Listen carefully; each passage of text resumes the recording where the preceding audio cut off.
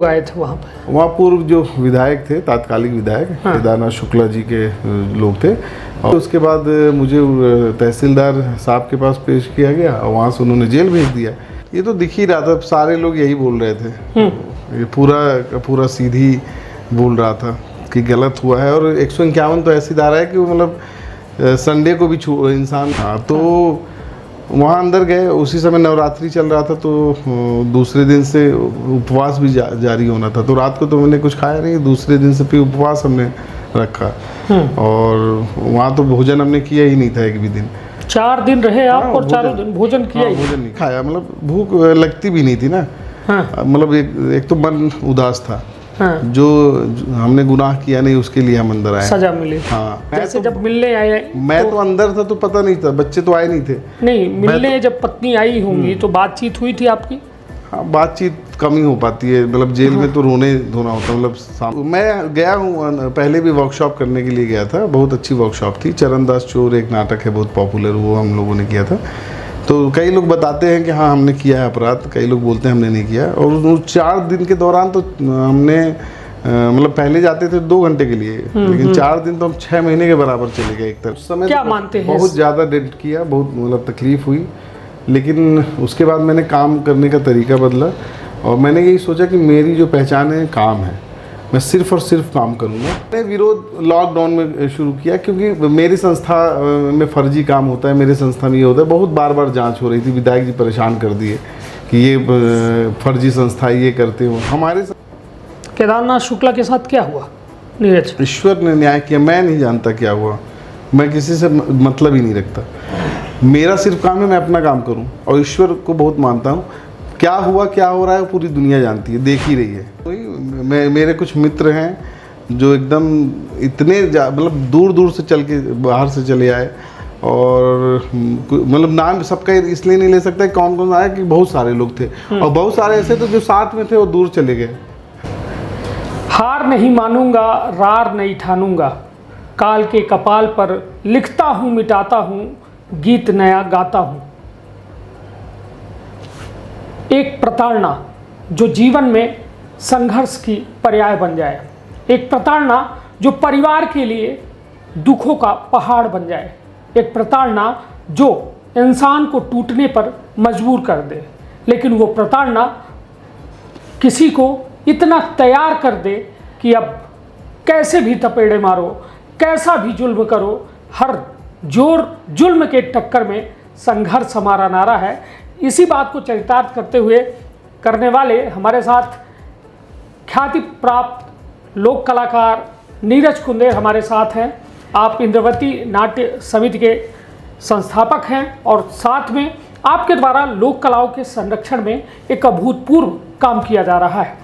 नीरज के साथ 2 अप्रैल 2022 को एक वाकया होता है, आप लोगों ने भी सुना होगा, और नहीं सुना होगा तो अपने, यदि नए बच्चे होंगे तो अपने बुजुर्गों से पूछिएगा, अपने बड़ों से पूछिएगा कि 2 अप्रैल 2022 को सीधी के सिटी कोतवाली में क्या हुआ था। क्योंकि वो सीधी का सिटी कोतवाली कांड आज भी सवाल पूछ रहा है और ये जानना चाहता है कि अनुराग मिश्रा फर्जी आईडी कांड का आरोपी क्या नीरज कुंदेर है, या नीरज कुंदेर है तो नीरज कुंदेर को छोड़ा किन शर्तों में गया, और यदि छोड़ दिया गया तो असली में क्या जानने की चेष्टा अब तत्कालीन विधायक केदारनाथ नहीं करना चाहते कि अनुराग मिश्रा कौन है। और यदि नीरज कुंदेर को बेवजह फंसाया गया, 4 दिनों के लिए सीधी जिला जेल पड़रा में बंद किया गया, तो नीरज का क्या दोष था? क्या नीरज इतने गंभीर अपराध के प्रवृत्ति में थे कि उनको 4 दिनों की जेल अति आवश्यक थी? सभी सवालों का मिलेगा जवाब, और पूरी घटना की कलई खोलने के लिए आज हम दोनों बैठे हैं और सीधी सीधी बात करेंगे बिना लाग लपेट के। बिल्कुल, तो ऑन एयर के इस पॉडकास्ट एपिसोड में आप सभी का स्वागत है। नीरज जी, आपका बहुत बहुत स्वागत है। जी, बहुत बहुत धन्यवाद आप। नीरज, 2 अप्रैल 2022 दिन याद है? याद है। इस जिंदगी याद रहेगा, अगले जन्म में भी शायद याद रहे। बुरी चीजें भूल जाता हूँ, अगले जन्म में न याद रहे, अच्छा रहेगा। चलिए, मगर इस जन्म में तो कभी नहीं भूलेगा। चलिए नीरज, 2 अप्रैल 2022 क्या हुआ था उस दिन? 1 अप्रैल को एक कार्यक्रम हुआ था मानस भवन में, उसका सारा सामान समेट के सब हम लोग घर आए और उसके बाद नहा धो के खाना पीना खा के जैसे ही सोने के लिए बिस्तर पे गए तभी फ़ोन आया कि आपका घर कहाँ है। मैंने बताया, चूँकि मैं जिला कोतवाली में हमेशा जाता रहता था, कभी कोई सोशल इवेंट है, किसी तरह के मुद्दे हैं तो अलग अलग मुद्दों पर नाटक भी करता था, और कभी किसी को ज़रूरत है, मदद है तो हमेशा मैं जाता था। तो मुझे समझ में नहीं आया, उन्होंने कहा कि चलना है थोड़ा, तो मुझे लगा कि ठीक है, तो मैं वहाँ निकला और जब वहाँ पहुँचा तो वहाँ उन लोगों ने बैठा लिया कि इधर बैठो। कौन था उसमें, कुछ नाम याद है आपको? एक SI थे तरुण बेड़िया, अच्छा, वो लेके गए थे। हाँ। और उन्होंने बोला कि यहाँ कुछ शिकायतें आई हैं वहाँ पहुँचने के बाद। अच्छा, कोतवाली के अंदर आप पहुँच गए? पहले तो उन्होंने कुछ नहीं बताया, उन्होंने कहा बस कुछ काम है, तो मैं वहाँ पहुँचा और उसके बाद बैठ गया। और उसके बाद उन्होंने कहने लगा ये तुमने किया, ये तुमने किया। मैंने कहा ये तो मैंने कुछ नहीं किया, क्या मामला है? तो उन्होंने मेरा फ़ोन ले लिया और फ़ोन लेके उसमें देखने लगे। उसके बाद फ़ोन जब्त हो गया और मुझे तो कुछ समझ भी नहीं आया कि इतना फास्ट हुआ सब कुछ। और धीरे से सब कुछ देर बाद आए लोग, हल्ला गुल्ला करने लगे। किसके लोग आए थे वहाँ पे? वहाँ पूर्व जो विधायक थे, तात्कालिक विधायक केदारनाथ शुक्ला जी के लोग थे। और अभी तो सब बहुत अच्छे, आधे नहीं 70-80% लोग बहुत अच्छे से मिलते भी हैं, और अब जिस कारण से भी मिलते हों तो वो आए और हल्ला गुल्ला करने लगे। उसके बाद मुझे तहसीलदार साहब के पास पेश किया गया और वहाँ से उन्होंने जेल भेज दिया। तब तक मुझे समझ में नहीं आया कि आखिर क्या चल क्या रहा है। जब जेल से लौटने के बाद मुझे पता चला कि 151 में अंदर हुआ। बाद 151 CRPC की धारा है, जो पूर्व कानून की धाराएं थी।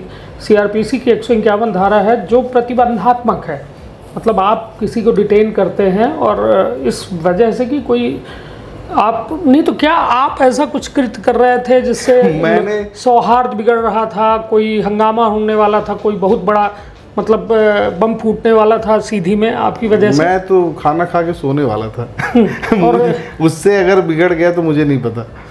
हाँ, मैंने तो नीरज, आप जिस अनुराग मिश्रा के नाम से आपको 4 दिनों के लिए सलाखों के पीछे भेजा गया, आपको लगता नहीं कि उस अनुराग मिश्रा के बारे में आपने जाना क्या कि कौन है, क्या है और क्या अपराध किया था, और उसके वजह से आपको मुझे पहले तो बोल रहे थे कि ये आईडी मैं चलाता हूँ। जब जेल के अंदर मैं था, ये आईडी मतलब फेसबुक आईडी थी? फेसबुक आईडी थी। और जब जेल के अंदर रहते हुए भी जब उस आईडी से पोस्ट हुआ तो फिर लोगों ने कहना शुरू कर दिया कि इसकी गैंग है।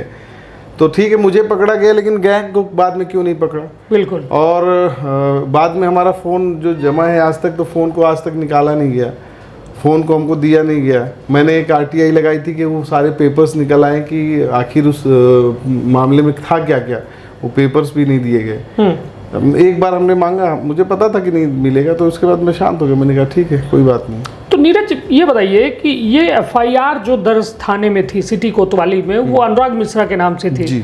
उठाया गया नीरज कुंदेर को जी। जेल भेजा गया नीरज कुंदेर को, तो ऐसा क्यों?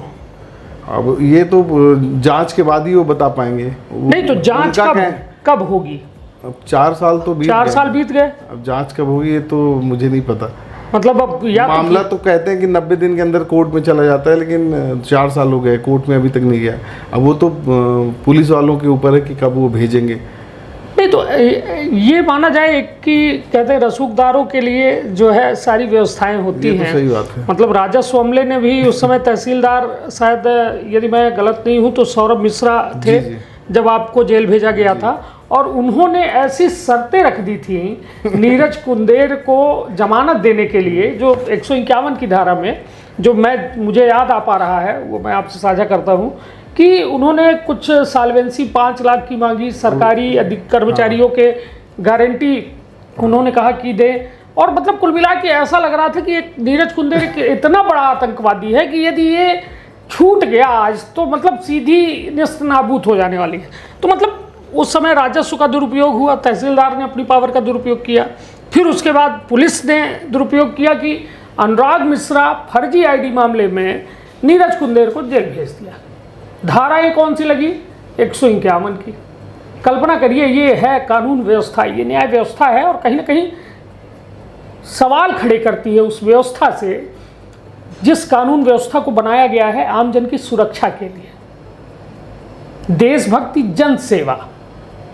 तो देशभक्ति तो ठीक है कि 15 अगस्त 26 जनवरी में हमको राष्ट्रगान राष्ट्रगीत तो गाना ही है, चाहे पुलिस हो चाहे आम जनता हो, सब गाएंगे। हम पाकिस्तान जिंदाबाद नहीं बोल पाएंगे, हम देशभक्ति हमारे अंदर भी है, नीरज के अंदर भी है। जन सेवा जो है, जिसके लिए पैसे मिलते हैं आम जनता के पैसे के, टैक्स के पैसे से, बीवी बच्चे जो पाल रहे हैं पुलिस वाले और तहसीलदार और राजस्व अमला, वो क्या नेताओं की गुलामी के लिए है नीरज? ये सवाल नहीं उठता मन में? ये तो दिख ही रहा था, सारे लोग यही बोल रहे थे। ये पूरा सीधी बोल रहा था कि गलत हुआ है। और 151 तो ऐसी धारा है कि वो मतलब संडे को भी इंसान अगर कोई पकड़ा जाए तो संडे को भी अगर तहसीलदार चाहे तो छोड़ सकते हैं। और वो 151 तो कहीं मतलब मामूली सी धारा है और वो उसकी जमानत तो आम तरीके से ही हो जाती है। मेरे वाले मामले में तो एकदम अलग तरीके से ट्रीट किया नीरज, गया। मैं अब आपसे उन 4 दिनों का हाल जानना चाहता हूं, क्योंकि एक ऐसा शख्स जो मुख्यमंत्री के साथ मंच साझा करता हो, नीरज कुंदेरू वो शख्स आपके सामने, जो बड़े साधारण वेशभूषा में आप लोग को अक्सर दिखते होंगे क्योंकि मंच के पीछे से इनका काम रहता है।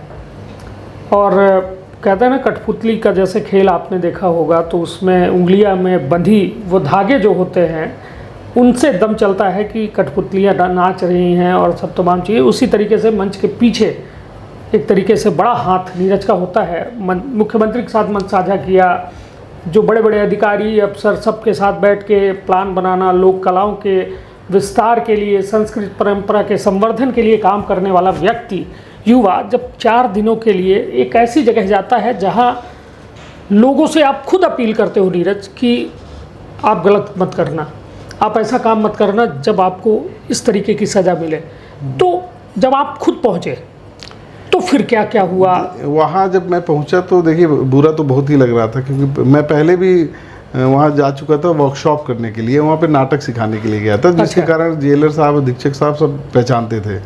और ये हो सकता है कि ईश्वर की कृपा रही हो, आशीर्वाद रहा हो कि ईश्वर ने ही मुझे भेजा था कि जाके वहाँ पर वर्कशॉप करो, ट्रेनिंग दो।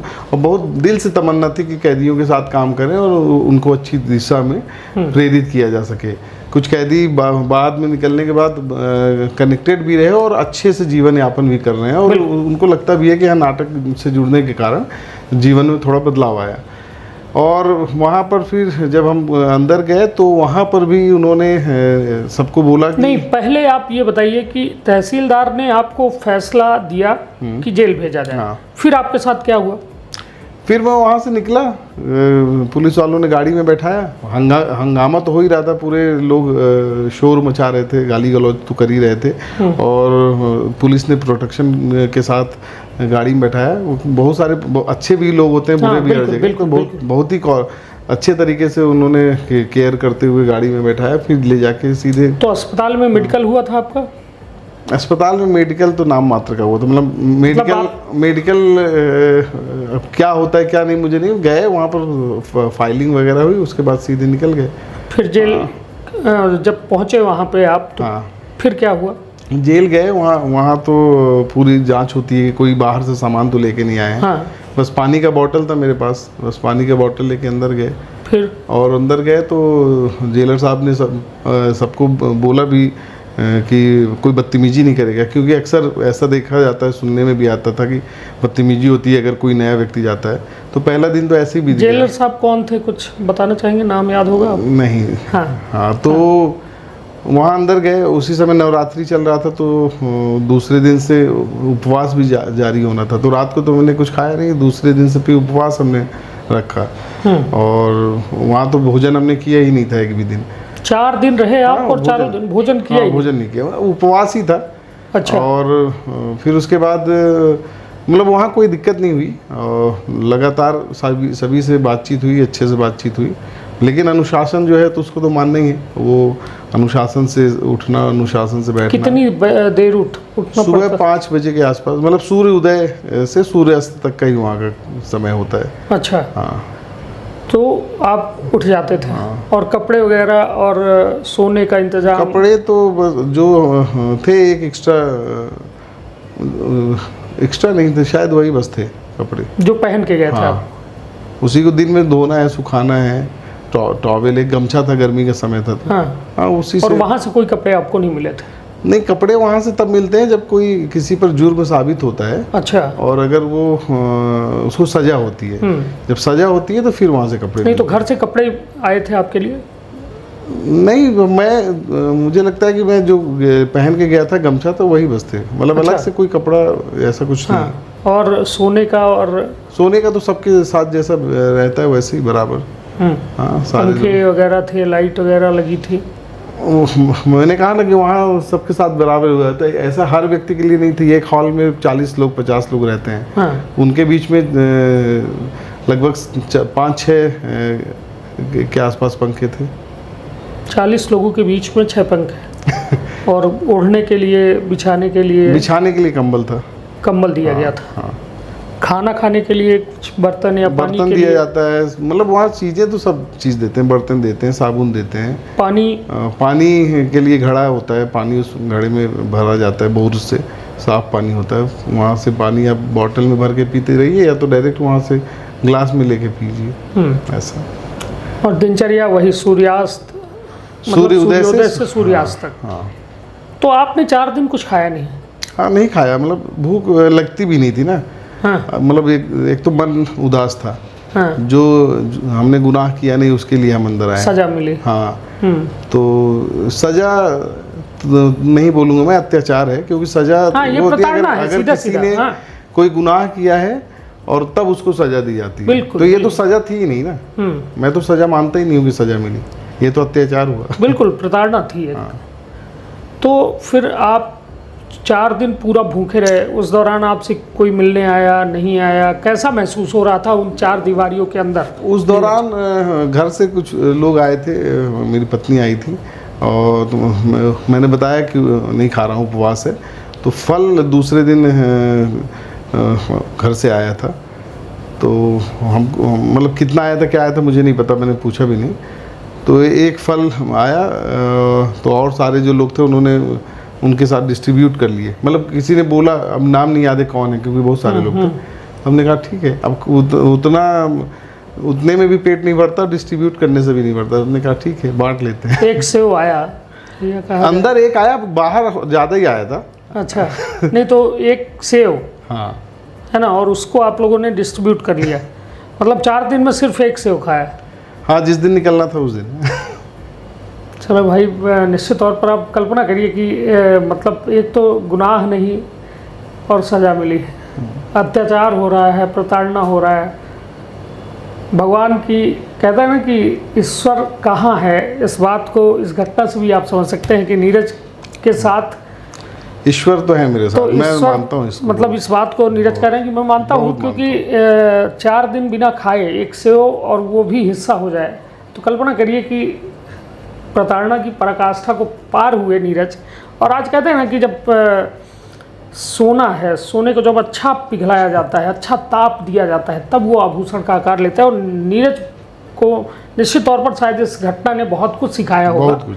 नीरज, जब वो 4 दिन का दरमियान था, आपने कहा मैं उपवास में था, बच्चे आपके उस समय क्या उम्र रही होगी, बिटिया और बेटे की? 7 साल का बेटा था, 9 साल की बेटी थी। और उस समय पारिवारिक क्या बातचीत, जैसे तो, जब मिलने आए? मैं तो अंदर था तो पता नहीं था, बच्चे तो आए नहीं थे। नहीं, मिलने जब पत्नी आई होंगी तो बातचीत हुई थी आपकी? हाँ, बातचीत कम ही हो पाती है, मतलब जेल में तो रोने धोना होता है, मतलब सामने वाला भी भावुक होता है। हाँ, हाँ। और मैं अंदर था तो कुछ बाहर का पता नहीं था कि क्या हो रहा है। जब घर में गए तो तब तो फिर बहुत सारे लोग आए, बहुत मतलब माहौल ऐसा था कि फिर टूट गया मैं। जब अंदर था तो टूटा नहीं था, एकदम अंदर था तो एकदम मजबूत था। बाहर निकले, जब फैमिली से मिले, परिवार के लोगों से मिले, सारे लोग जब आके रोने लगे, मिलने लगे, तो वहाँ पर लगा कि ये अब गलत हुआ है, ये नहीं होना चाहिए। मतलब मुझे तो कोई फ़र्क नहीं पड़ता, लेकिन अगर फैमिली को फ़र्क पड़ता है तो फिर तकलीफ़ होती है। और सबसे बड़ी बात कि ये पूरा घटनाक्रम बेहद संवेदनशील घटनाक्रम है, जिसको हम आपसे साझा कर रहे हैं। और मकसद ये नहीं कि किसी की हमको बुराई करनी है, किसी की अच्छाई करनी है, लेकिन मैं उन तमाम बंद कैदियों को ये समर्पित है आज की बातचीत या पॉडकास्ट में कह सकता हूँ, जो शायद बहुत सारे निरपराध भी जाते हैं, बहुत रहते हैं। और आपकी वहाँ अंदर ऐसे कुछ लोगों से, क्योंकि आप कई लोग तो मैं गया हूँ, पहले भी वर्कशॉप करने के लिए गया था, बहुत अच्छी वर्कशॉप थी। चरणदास चोर एक नाटक है बहुत पॉपुलर, वो हम लोगों ने किया था। तो कई लोग बताते हैं कि हाँ हमने किया है अपराध, कई लोग बोलते हैं हमने नहीं किया। और उस 4 दिन के दौरान तो हमने मतलब पहले जाते थे 2 घंटे के लिए, लेकिन 4 दिन तो हम 6 महीने के बराबर चले गए एक तरह से देखा जाए तो। 24 घंटा वहीं रहना है। बिल्कुल। तो वहाँ खेल भी खेल रहे हैं, चीरा चंदा खेल रहे हैं, अंताक्षरी खेल रहे हैं, बातें कर रहे हैं। तो 2 दिन तो मैं किसी से बात ही नहीं कर पाया, क्योंकि समझ में नहीं आ रहा था क्या बात करना है। बिल्कुल। धीरे धीरे बातचीत शुरू हुई। कई लोग बोलते थे कि मुझे तो फंसाया गया है, कई लोग बताते थे हम गलती से फंस गए हैं, कई लोग बोलते थे हाँ हमने ऐसा किया है, अगली बार नहीं करेंगे। और कई लोग बोलते थे कि हम बाहर निकलेंगे तब भी यही करेंगे, मतलब उनको पता था कि छूट जाएंगे। कई लोग बोल रहे हैं कि हम फंस गए हैं तो निकल ही नहीं पा रहे हैं। एक कोई व्यक्ति था जो बाहर से कहीं से शायद आया था, मतलब मध्य प्रदेश के बाहर का था, कहाँ का था मुझे याद नहीं आ रहा है। वो आया, फंस गया और वो अंदर आ गया। तो मतलब 151 ही है, कोई ऐसी धारा रही होगी। अब वो व्यक्ति बोला घर तक सूचना कोई पहुंचा दे। वहाँ मतलब वो 6 महीने से बंद था, वो घर तक सूचना ही नहीं पहुंचा पा रहा है, ये घर वाले ढूंढ ही नहीं पा रहे हैं उसको, आखिर है कहाँ वो। जेल के अंदर है। जेल के अंदर है। तो मतलब ये भी होता है, मतलब बहुत मतलब अच्छी चीज़ भी है कि जो जुर्म करता है उसके लिए तो अच्छा है कि उसकी ट्रेनिंग होती है कि अच्छे व्यक्ति बन के सोसाइटी में जाना है। लेकिन अगर कोई निरपराध व्यक्ति अंदर जाता है तो उसके मन में तो सिर्फ और सिर्फ गुस्सा रहता है। मुझे तो ऐसा भी लग रहा था नीरज कि अब क्राइम करके आते हैं, कभी क्या ऐसा भी मन में आया? 3 दिन तो नहीं लगा, चौथे दिन मुझे लगा कि अगर मैं भी इस 6 महीने इस व्यक्ति के साथ रहूँगा और संगत यही रहेगी तो मैं भी क्रिमिनल बन जाऊँगा। उसके पहले एक वेब सीरीज़ देखी थी मैंने, क्रिमिनल जस्टिस।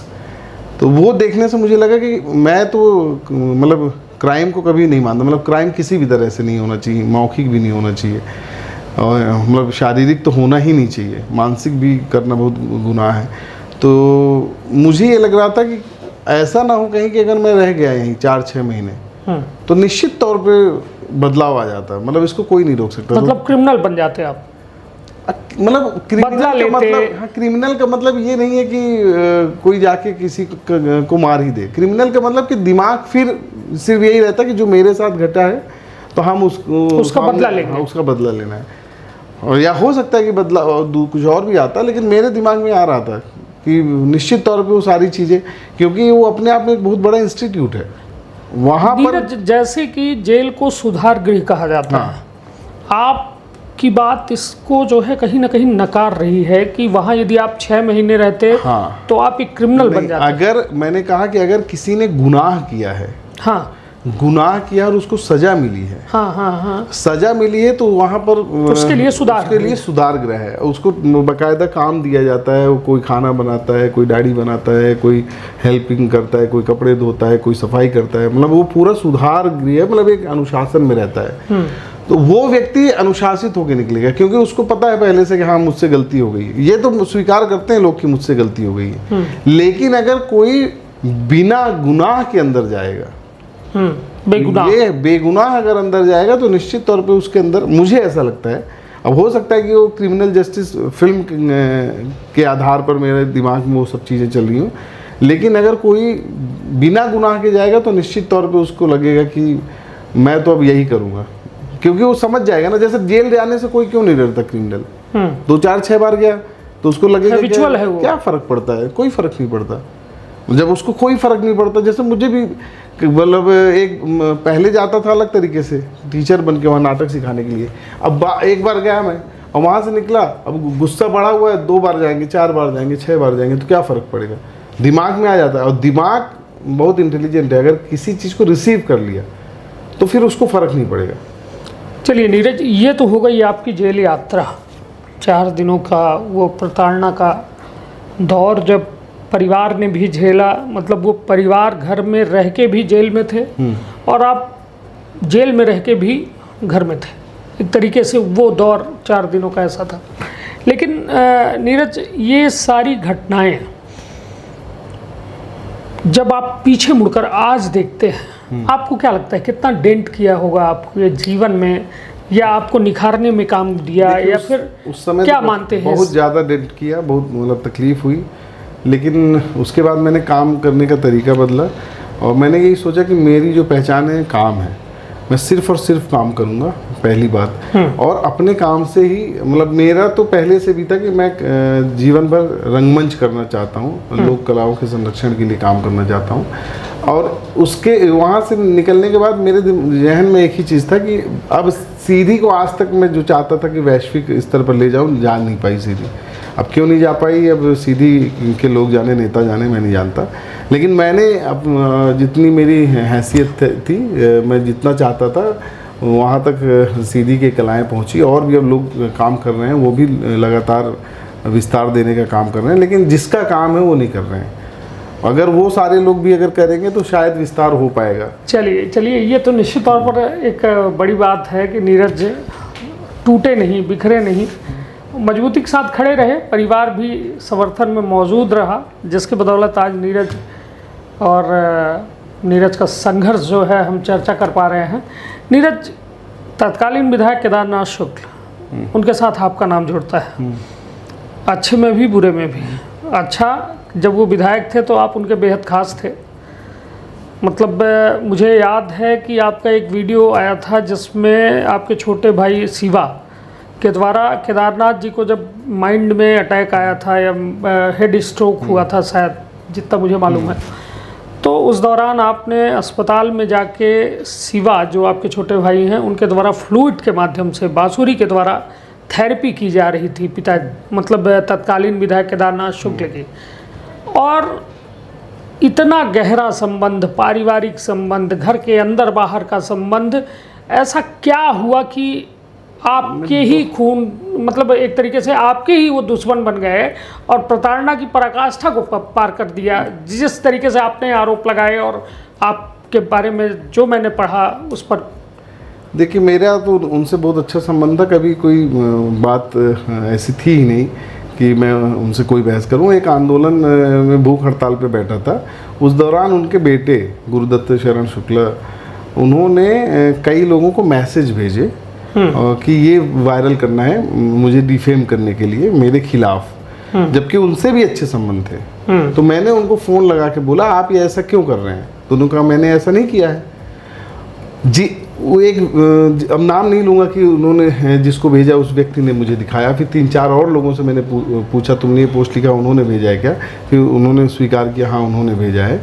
तो मैंने कहा कोई बात नहीं, आप कुछ पोस्ट करना चाह रहे हैं। किस पोस्ट की जिक्र? कुछ मेरे खिलाफ कि मतलब मैं मतलब उसमें गाली गलौज भी थी और मैं आंदोलन कर रहा हूँ, किस लिए कर रहा हूँ, फर्जी काम कर रहा हूँ, XYZ, मतलब कोई विरोध करे तो करे, कोई दिक्कत नहीं। लेकिन आप भूख हड़ताल में बैठे हुए थे, कलेक्टर, तत्कालीन कलेक्टर सीधी अभिषेक सिंह के ट्रांसफ़र के एवज में, कि उनका ट्रांसफ़र हो गया, रोका जाए, भूख हड़ताल आप कर रहे थे। उसी दौरान जो मैसेज मतलब फेसबुक में पोस्ट हो रही थी, तो उनके द्वारा भेजा गया। ये प्रूफ के साथ जब मैंने अपनी आंखों से देखा तो दिल टूट गया मेरा, बहुत तकलीफ कि इतना मैंने इतना परिवार। हाँ, और उसके बाद इस तरह, तो उनको मैंने बोला, फिर तात्कालिक विधायक जी को मैंने फ़ोन किया तो उन्होंने उठाया नहीं, तो मैंने उनको मैसेज किया, ये गलत बात है, गलत तरीका है। मतलब अगर मैं आपके साथ ईमानदारी से हूँ तो आपको भी समझना चाहिए, और मेरे साथ तो इस तरह से पॉलिटिक्स नहीं करना चाहिए। आप विरोध कर दीजिए सामने से, कोई दिक्कत नहीं मुझे। तो उसके बाद भी जब मैंने विरोध किया तो खुल के किया, मैंने किया, लेकिन उन्होंने डायरेक्ट मुझे ना पकड़ के किसी नहीं। तो आपने क्या विरोध किया ऐसा कि उनको नागवार गुजरा? देखिए, मैंने विरोध लॉकडाउन में शुरू किया, क्योंकि मेरी संस्था में फर्जी काम होता है, मेरे संस्था में ये होता है। बहुत बार जांच हो रही थी, विधायक जी परेशान कर दिए कि ये फर्जी संस्था ये करते हो। हमारे संस्था में एकदम नीट एंड क्लीन काम होता है, हम कोई ऐसा काम करते नहीं है। मतलब हमको अगर कोई दूसरा भी वर्क मिलता है NGO का, हम नहीं करते हैं, सिर्फ आर्ट एंड कल्चर का ही करते हैं। हमारा मानना है कि हम स्पेशलाइजेशन जिस पर है हमारा, वही करेंगे, उसके अलावा नहीं करेंगे। और कहीं में कोई त्रुटि नहीं पाई गई, सब एकदम क्लीन हो गया। और फिर उसके बाद लॉकडाउन में जब वो बाहर नहीं निकले, हम लोग तो लगातार सोशल एक्टिविटी कर ही रहे थे, तो हमने भी सवाल पूछना शुरू किया कि आपने मतलब आपको बाहर आना चाहिए, आप बाहर नहीं निकले।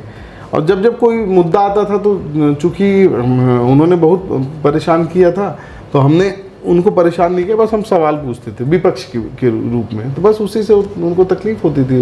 उनको कामों को लेकर आप कि उनके पारिवारिक टिप्पणी तो कभी नहीं की नहीं, है। उनकी जो बच्चियां थी भैया बोलती थी, छोटी बहन जैसी हैं, जो उनके बेटे हैं वो भी भैया बोलते थे, वो मेरे भाई जैसे हैं। मतलब पारिवारिक तो कभी मैंने किसी को टिप्पणी की ही नहीं। तो आपने उनके कामों को लेकर सवाल खड़ा किया?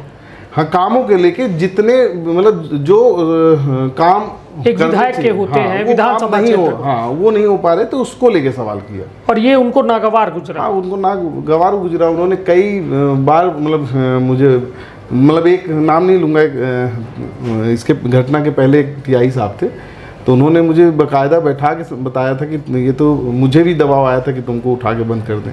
हाँ, लेकिन मैंने नहीं किया क्योंकि अच्छा काम कर रहे थे तुम। तो मतलब जब उन्होंने बताया तो मेरा तो होश ही उड़ गया कि मैं तो लगा, मतलब पुलिस विभाग में 90% लोग बहुत अच्छे हैं, मतलब बहुत सपोर्टिव हैं, क्योंकि हम लोग मिलके आज से नहीं पता नहीं कितने सालों से काम कर रहे हैं।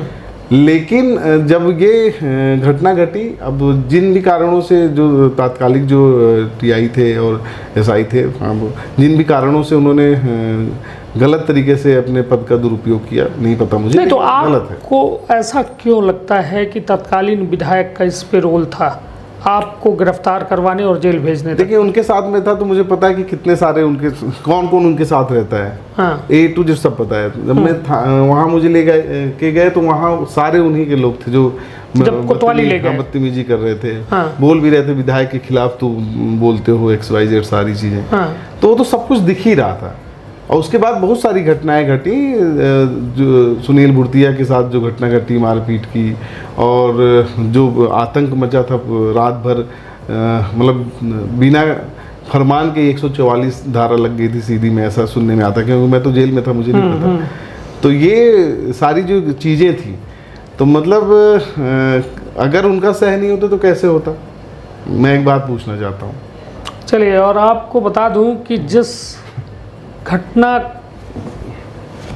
की हम जिक्र कर रहे हैं, जिस घटना पर हम चर्चा कर रहे हैं, नीरज के जेल जाने के बाद जब मैं रिपोर्टिंग करने कोतवाली पहुंचा था, और शायद वो तस्वीर आप सब ने देखी होगी कि थाने के अंदर जो है 7-8 लोग 9 लोग जो है केवल अंडरवियर में खड़े हैं, उसमें मैं भी शामिल था, हमारे और नीरज के कुछ साथी थे।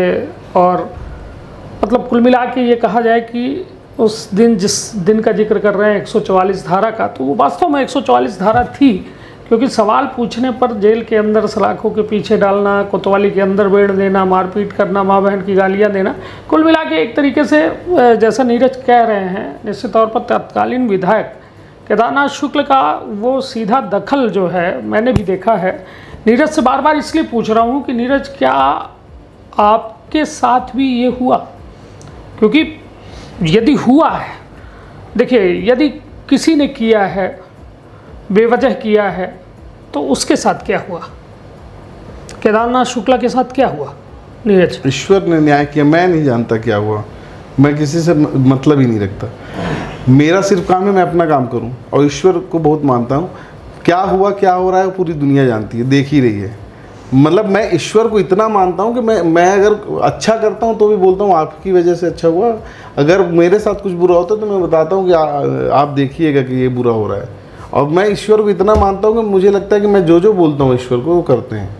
मतलब ऐसा कुछ नहीं हुआ आज तक कि उन्होंने नहीं किया हो।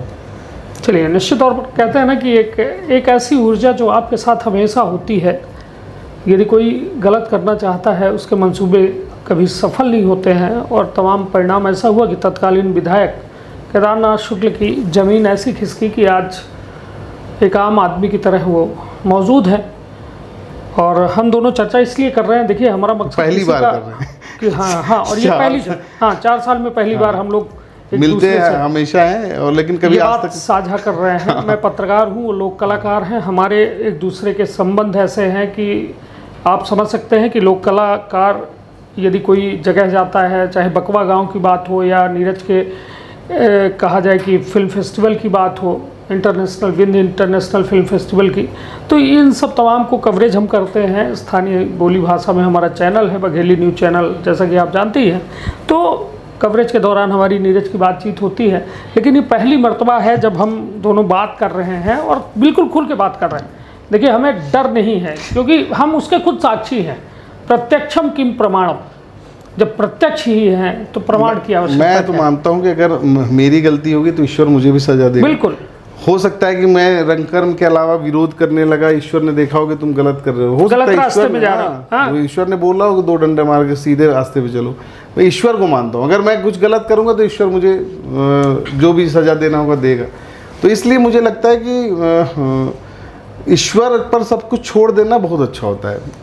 चलिए, एक ऐसी शक्ति है जो कहीं ना कहीं कंट्रोल कर रही है, व्यवस्थाओं को दुरुस्त कर रही है। कहते हैं ना, अहंकार प्रभु का भोजन है, और कहीं ना कहीं जहाँ अहंकार था प्रभु ने उसको खा लिया। शायद हमारे जीवन में अहंकार था, हमको भी हमारी औकात दिखा दी, नीरज को भी दिखा दी, और उस व्यक्ति को भी दिखा दी जिस व्यक्ति को महा अहंकार था, जो अपने आप को हम ब्रह्मा ही समझने लगे कि हमने इस सृष्टि की रचना की है, तो उसके अहंकार को तो फिर ईश्वर खाएंगे ही। तो चलिए, हमें घमंड नहीं है इस बात का कि हम आज उस मुद्दे में बात कर रहे हैं, लेकिन हमारा मकसद ये है कि आप सावधान रहिएगा, सतर्क रहिएगा। यदि आप जनहित में आवाज़ उठाते हैं तो आपके पीछे षड्यंत्रों की बहार आती है, और तब कौन साथ खड़ा होता है, शायद एक बड़ा सवाल होता है। और नीरज, इस दौर पे शायद आपको पहचान भी हुई होगी कि कौन अपना कौन पराया। बहुत पहचान हुई। मेरे कुछ मित्र हैं जो एकदम इतने मतलब दूर दूर से चल के बाहर से चले आए, और मतलब नाम सबका इसलिए नहीं ले सकता कौन कौन आया, कि बहुत सारे लोग थे, और बहुत सारे ऐसे थे जो साथ में थे वो दूर चले गए तो ये तकलीफ भी होती है। लेकिन एक बहुत अच्छा हुआ कि जो दूर गए तो पता चल गया कि ये तो सिर्फ मतलब के साथी हैं। बाद में परिस्थितियां 1-2 साल बाद बदली तो फिर सारे लोग साथ में चले आए। लेकिन मैंने ये देखा कि जो बुरे समय में साथ में था वो जीवन भर साथ में रहेगा, जो बुरे समय में साथ में नहीं था वो जीवन में क्या मतलब कभी भी पलट सकता है। नीरज, ये सब बातें हम लोग किताबों में पढ़ते हैं, और जब जीवन में घटता है तो कैसा लगता है कि जैसे बुरे वक्त का जो हमारा साथी है वही सच्चा साथी है। किताबों में कितना हम लोगों ने पढ़ा था, और जब महसूस होता है, दरअसल किताबों में जब पढ़ता है इंसान तो वो याद ही नहीं होता, क्योंकि उसको हम जबरदस्ती पढ़ते हैं। हाँ, लिखने के लिए पढ़ते हैं, परीक्षाओं के लिए। अनुभवी रहा होगा। हाँ, तो इसीलिए कहते हैं ना कि जीवन सबसे बड़ा हमारा गुरु है। मतलब हम जीवन जीते रहते हैं तो सब चीज़ें समझ जाते हैं, जान जाते हैं। तो ये परिस्थितियाँ सिखा देती हैं, हमको कुछ सीखना नहीं पड़ता। कई लोग हैं जो पढ़े लिखे नहीं हैं लेकिन कितने विद्वान हैं, कितने अच्छे से मैनेजमेंट करते हैं। चलिए, तो ये चर्चा ऑन एयर स्टूडियो में, यदि आपको लगता है कि और कुछ आपको बचा हुआ है जो आप नहीं जान पाए हैं, क्योंकि हम खुले दिल से बता रहे हैं कि हमारे मन में जो था कोई स्क्रिप्ट नहीं है, नीरज के पास भी ना हमारे पास। हम बिना स्क्रिप्ट के चर्चाएं कर रहे हैं, जो हमारे दिमाग में आया, ध्यान में आया, नीरज से पूछ रहे हैं, नीरज के ध्यान में जो आया तो वो मुझसे पूछ रहा है, बता रहा है, ठीक है। लेकिन यदि आपको लगता है कुछ छूटा हुआ है तो कमेंट बॉक्स में बोलिएगा, कोशिश करेंगे, एक बार फिर बैठेंगे और उन पर भी चर्चा करें जरूर। लेकिन हमारा मकसद किसी को, देखिए, किसी के छवि को ख़राब करना नहीं है, बल्कि ये बताना है कि समय सबका आता है, चाहे हम हो चाहे कोई हो। इसलिए कभी अपने आप को ताकतवर मत मानिए तो समय को, क्योंकि वो जब परीक्षाएं लेता है ना तो किसी के साथ भेदभाव नहीं करता है, चाहे कनिष्ठ तिवारी हो, चाहे नीरज कुंदेर हो, चाहे तत्कालीन विधायक केदारनाथ शुक्ल हो। परीक्षा पास करनी पड़ेगी सर, और अहंकार है तो वो तो प्रभु का भोजन है। फिर मिलेंगे नए पॉडकास्ट के साथ, तब तक के लिए रखिएगा अपना और अपने परिवार का बहुत ख्याल। धन्यवाद, प्रणाम।